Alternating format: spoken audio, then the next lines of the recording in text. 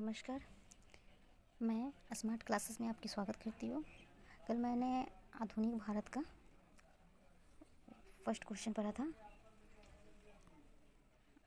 मध्यकालीन मुगल सम्राट का पढ़ा था मैंने, उत्तरकालीन मुगल सम्राट।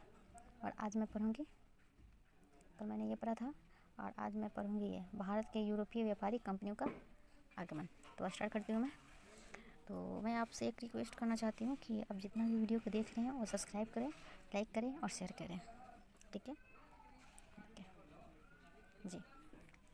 तो भारत के यूरोपीय व्यापारिक कंपनियों का आगमन 17 मई 1498 ईस्वी में वास्को डी गामा ने भारत के पश्चिमी तट पर स्थित कालीकट बंदरगाह पहुंचकर भारत एवं यूरोप के बीच नए समुद्री मार्ग की खोज की थी। ठीक है, जो वास्को डी गामा है, जिससे बोला जाता है कि भारत की खोज किसने की है, तो वह वास्को डी गामा जो 17 मई को 1498 को भारत की खोज की थी। ठीक है, वही समुद्री मार्ग से आकर। ठीक है, और अमेरिका की खोज किसने की थी? कोलंबस ने। ठीक है, तो 1505 ईस्वी में फ्रांसिस्को ड अल्मेडा भारत में प्रथम पुर्तगाली वायसराय बनकर आया था। तो पहले जो बोला जाता है कि भारत में सबसे पहले कौन आया, तो पुर्तगाली आया। ठीक है, तो पुर्तगाली आया तो उसका वायसराय कौन सबसे पहले बना था, तो फ्रांसिस्को द अल्मेडा। वायसराय कब बना था? तो 1505 में। 1519 ईस्वी में अल्फांसो द अल्बुकर्क भारत में पुर्तगालियों को वायसराय बना। देखिए, जो पहले तो बना था फ्रांसिस्को द अल्मेडा, प्रथम वायसराय पुर्तगाली का बना था फ्रांसिस्को द अल्मेडा। लेकिन उसके बाद जो बना था दूसरा बार 1909 में अल्फांसो द अल्बुकर्क भारत में पुर्तगालियों का वायसराय जो बना था, ये दूसरा बना था। लेकिन वास्तविक गवर्नर जो बोला जाता है, इसी को बनाया जाता है Francisco de Almeida, Alfonso de Albuquerque को, क्योंकि इन्होंने ये वायसराय पद पे रहते हुए बहुत अच्छा काम किए थे। ठीक है, अल्बुकर्क ने 1510 ईस्वी में बीजापुर के यूसुफ आदिल शाह से गोवा को जीता था। जैसे कि यूसुफ आदिल शाह थे, वो बीजापुर के शासक थे और उन्हें से अल्बुकर्क ने 1510 में गोवा को जीता था। पुर्तगालियों ने अपनी पहली व्यापारी कोठी कोचीन में खोली। दक्षिण पुर्तगाली तट पर दक्षिण पूर्वी तट पर पुर्तगालियों ने एक मात्र बस्ती स्थापित थी। पुर्तगालियों के बाद भारत में डच लोग आए। पुर्तगालियों के बाद पहले आए पुर्तगाली, उसके बाद आया डच लोग।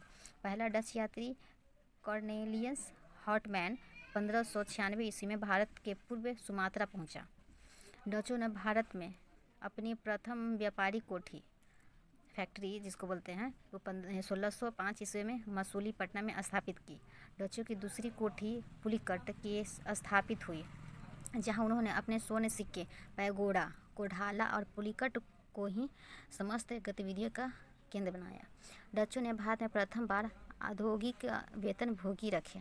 डचों का भारत में अंतिम रूप से पतन 1759 ईस्वी में अंग्रेजों एवं डचों के मध्य हुआ। जब 1759 में जो युद्ध हुआ था, उस युद्ध को वेदरा का युद्ध कहा जाता है। 31 दिसंबर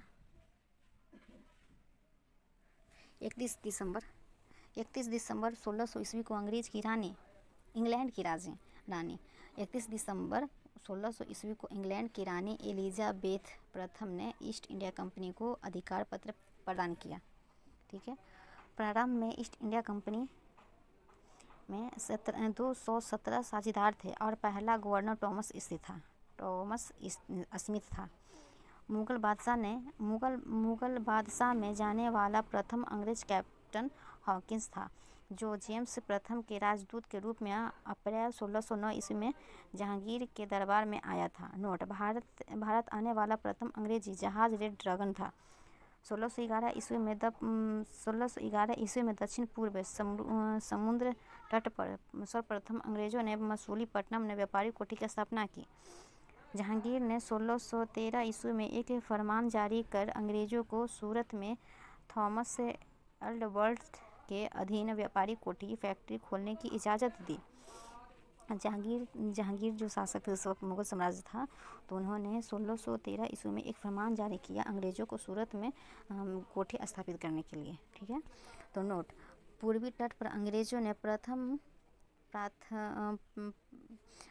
पूर्वी तट पर अंग्रेजों ने अपना प्रथम व्यापारी कोठी मसूलीपट्टनम में 1611 में खोला, जबकि पश्चिमी तट पर सूरत में 1613 ईस्वी में व्यापारी कोठी स्थापित की।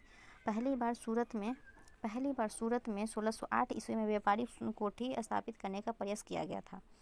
1615 ईस्वी में सम्राट जेम्स प्रथम ने सर थॉमस रो को अपना राजदूत बनाकर मुगल सम्राट जहांगीर के दरबार में भेजा। रो फरवरी 1619 ईस्वी तक भारत में रहा। रो जहांगीर यम खुर्रम शाहजहां से अंग्रेज़ों के लिए कुछ व्यापारिक छूट प्राप्त करने में सफल हुआ। जैसे कि पहले व्यापार करने के लिए अंग्रेज़ों से परमिशन मांगी जाती थी, तो जो रो थे वो जहांगीर के पास गए और वो बिज़नेस करने के लिए, व्यापार करने के लिए अंग्रेज़ों ने जहांगीर से कुछ परमिशन मांगी, डिस्काउंट मांगी कि जो भी मैं सामान बेचूँ तो उसमें कुछ डिस्काउंट आप दीजिए। ठीक है। 1632 में गोलकुंडा के सुल्तान ने अंग्रेज़ों को एक सुनहरा फरमान दिया। इसके अनुसार अंग्रेज़ सुल्तान को 500 पैगोडा वार्षिक कर देकर गोलकुंडा राज्य के बंदरगाह पर स्वतंत्रता पूर्वक व्यापार कर सकते थे। 1600 देखिए यही बोला जाता है सुनहरा फरमान। जो बोला जाता है सुनहरा फरमान के मतलब यही है कि 1632 में गोलकुंडा के सुल्तान ने अंग्रेज़ों को एक सुनहरा फरमान दे दिया था। अंग्रेज़ सुल्तान को 500 पैगोडा वार्षिक कर देकर गोलकुंडा राज्य के बंदरगाह पर स्वतंत्र पूर्व व्यापार कर सकते थे। जैसे कि सालाना उन्होंने दे दिया, 500 पैगोडा वार्षिक दे दिया, सालाना दे दिया, और वो उस बंदरगाह को समझिए कि खरीद लिया और उस पर अच्छे से स्वतंत्र पूर्वक किसी भी तरह के बेझिझक आराम से वो व्यापार करता था। 1639 ईस्वी में अंग्रेज फ्रांसिस डे ने चंद्रगिरी के राजा से मद्रास पट्टे पर लिया एवं वही एक किला बंद कोठी का निर्माण किया। इस कोठी का नाम फोर्ट सेंट जॉर्ज पड़ा और यही फोर्ट सेंट जॉर्ज कालांतर में कोरोमंडल तट पर अंग्रेजी मुख्यालय बना। 1661 ईस्वी में पुर्तगाली राजकुमारी कैथरीन ऑफ ब्रेनगेजा एक ब्रिटेन का राजकुमार जॉर्ज द्वितीय का विवाह हुआ। इस अवसर पर दहेज के रूप में पुर्तगालियों ने चार्ल्स द्वितीय को बम्बई प्रदान किया। देखिए तो बम्बई प्रदान किया गया जैसे कि दहेज में दिया गया। आजकल दहेज में पैसे दी जाती है, हर किसी दी है, तो ये जो दहेज है 1661 में ही दिया गया था। पुर्तगालियों ने चार्च को मुंबई को दे दिया था दहेज में।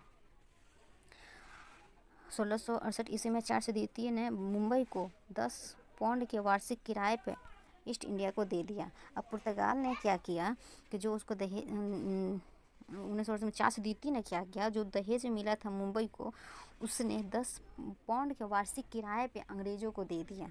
ठीक है। 1687 ईस्वी में अंग्रेज़ों ने पश्चिमी तट पर मुख्यालय सूरत से हटाकर बम्बई को बना लिया।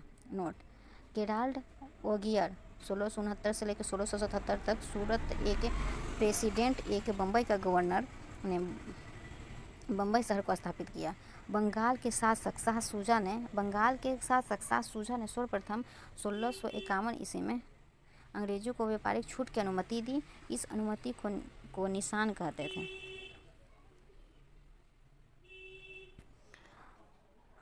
तो 1698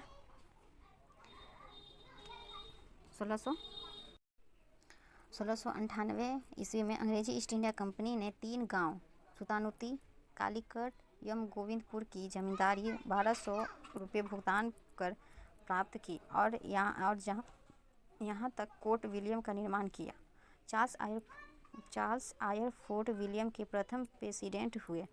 कालांतर में यही कलकत्ता नगर कहलाया, जिसकी नींव जॉर्ज चारनॉक ने रखी।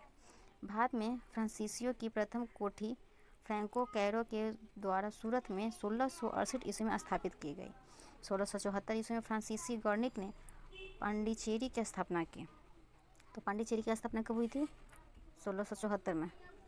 प्रथम कर्नाटक युद्ध 1746 से 48 ईस्वी में ऑस्ट्रेलिया के उत्तराधिकार युद्ध से प्रभावित था। 1748 ईस्वी में ही हुई एला पास संधि की संधि के द्वारा ऑस्ट्रेलिया का उत्तराधिकारी युद्ध समाप्त हो गया और इसी संधि के तहत प्रथम कर्नाटक युद्ध समाप्त हो गया। तो प्रथम कर्नाटक युद्ध कब हुआ? 1746 से लेकर 1748 ईस्वी में। कर्नाटक युद्ध दूसरा जैसे दूसरा कर्नाटक युद्ध 1749 से लेकर 1754 ईस्वी में हुआ। इस युद्ध में फ्रांसीसी गवर्नर डुप्ले की हार हुई, उसे वापस बुला लिया गया और उसी जगह पर गोडेगू को भारत में अगला फ्रांसीसी गवर्नर बनाया गया। फ्रांसीसियों की संधि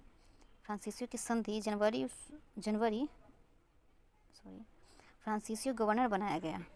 जैसे कि कर्नाटक द्वितीय युद्ध जो 1749 से लेकर 1754 ईस्वी में हुआ, तो उसके बाद युद्ध के बाद संधि हुआ, जिस संधि का नाम पांडुचेरी की संधि बोला जाता है। जो पांडुचेरी की संधि कब हुई थी, तो कर्नाटक द्वितीय युद्ध 1754 जस्ट खत्म होने के बाद 1755 ईस्वी में ही पांडिचेरी का युद्ध हुआ, संधि हुआ था। कर्नाटक का तीसरा युद्ध एंड लास्ट युद्ध 1756 से लेकर 1763 ईस्वी के बीच में, जो 1756 ईस्वी में शुरू हुई सप्तवर्षीय युद्ध का ही एक अंग था। पेरिस की संधि होने पर यह युद्ध समाप्त हो गया। जैसे कि कर्नाटक का तीसरा युद्ध जो हुआ था 1756 से लेकर 1763 ईस्वी तक हुआ, तो जैसे यह ख़त्म हुआ उसके बाद 1764 ईस्वी को ही पेरिस की संधि से यह युद्ध समाप्त हो गया। तो पहले जैसे कि देख लेते हैं प्रथम कर्नाटक युद्ध कब हुआ, तो 1746 से लेकर 1748। द्वितीय कर्नाटक युद्ध कब हुआ, 1749 से 1754। तृतीय कर्नाटक युद्ध 1756 से 1763। प्रथम कर्नाटक युद्ध में किसकी संधि हुई, एला सापल की संधि, ठीक है। उसके बाद दूसरा कर्नाटक युद्ध जो 1749 से 1754 ईस्वी में हुआ था, उस वक्त कौन सी संधि हुई थी, तो पांडिचेरी की संधि हुई थी 1755 में। तीसरा कर्नाटक युद्ध कब हुआ था, तो 1756 से लेकर 1763 ईस्वी में। तो इस वक्त किसकी संधि हुई थी, पेरिस की संधि हुई थी 1764 ईस्वी में। अब 1760 ईस्वी में अंग्रेजी सेना ने सर आयर कूट के नेतृत्व में वांडीवास की लड़ाई फ्रांसीसियों की बुरी तरह से हराया।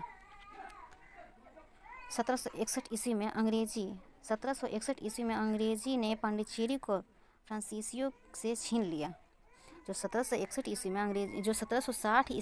में अंग्रेजी सेना ने सर आयरकूट के नेतृत्व में वांडीवास का युद्ध हुआ फ्रांसीसी के साथ।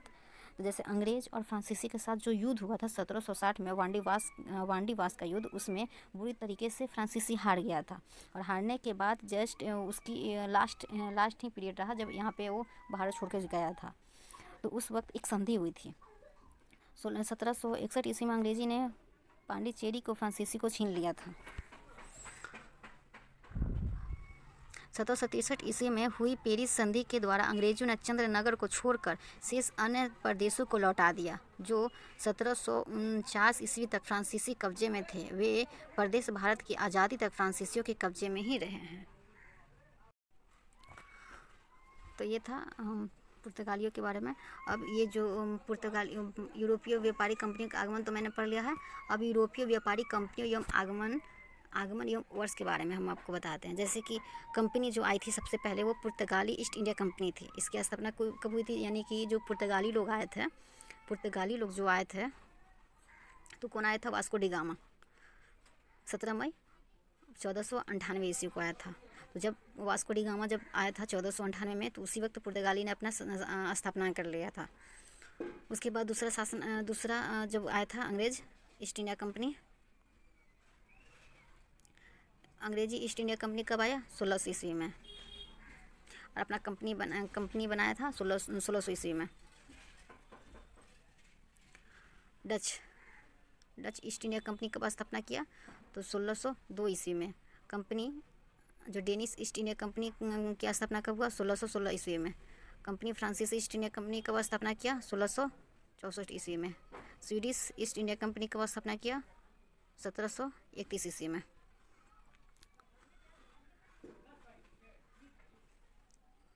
मॉडल हिस्ट्री का 2 चैप्टर आज कंप्लीट हुआ। बाकी चैप्टर कल अपलोड कर दूँगी। Thank you so much.